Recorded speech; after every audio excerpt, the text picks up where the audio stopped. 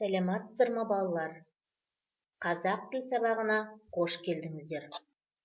Сабақтың тақырыбы амоним дегеніміз не?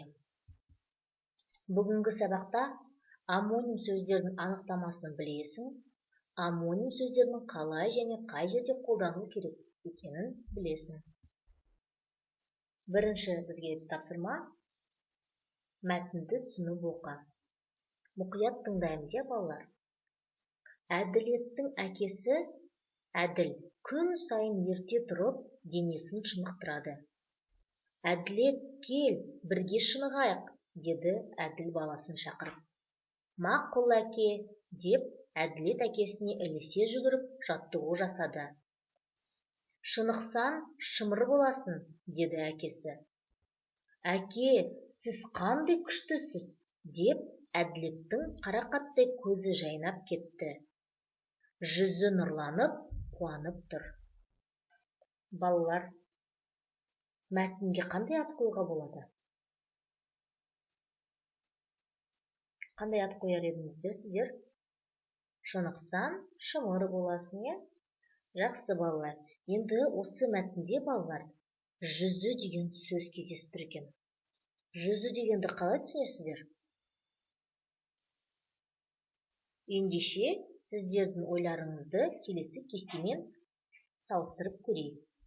Жүз дегенде, балалар, бұл жерде көп мағына беріп тұр. Қараңыздаршы, жүз деген бұл 100 саны болуы мүмкін, я? Адамның жүзі, пышақтың жүзі, суға жүзді, я? Жақсы. Ал енді қараңыздар, ал жаңағы мәтінде қандай мағынада қолданылып тұр? Яғни адамның жүзі, я? Түрі, беті, я? Жақсы. Ал балалар, енді тыңдаңыздар. Дыбысталуы бірдей, білдіретін мағыналары әр басқа сөздер амоним сөздер деп аталады.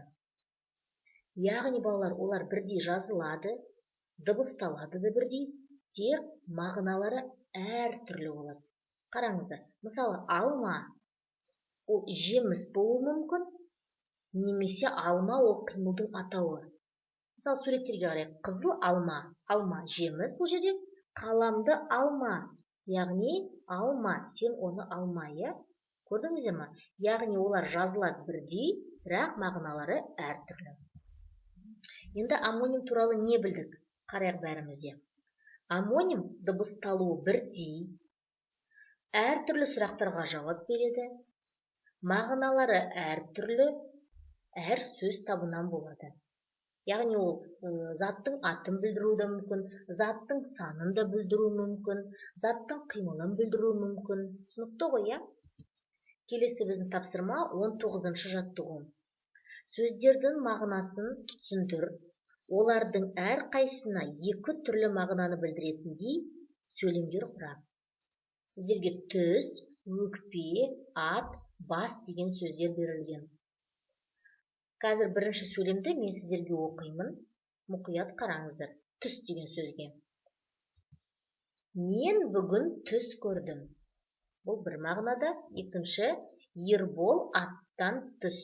Яғни біріншісінде заттың атын білдіріп тұр, яғни түсті, я? Екіншісінде қимылды білдіріп тұр, яғни аттан түсу керектігін, я? Дәл сол сияқты сіздерге қалған сөздерге өздеріңіз сөйлем құрастырып көріңіздер. Келесі тапсырма 20-шы жаттығу.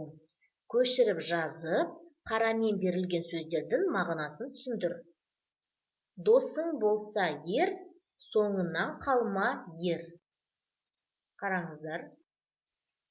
Ер деген сөз, бірақ екі мағынада қолданылып тұр. Кәнеке қарайық. Ер дегенде жігіт, яғни досың болса ер, яғни жігіт болса, егер сенің досың, соңынан қалма ер. Ер дегенде бұл жерде қимылдың атауы, жүр, соңынан қалмай. Жақсы, балалар, осымен біздің сабағымыз аяқталды. Амоним сөздер тақырыбы сіздерге түсінікті болды деп ойлаймын. Сау болыңыздар.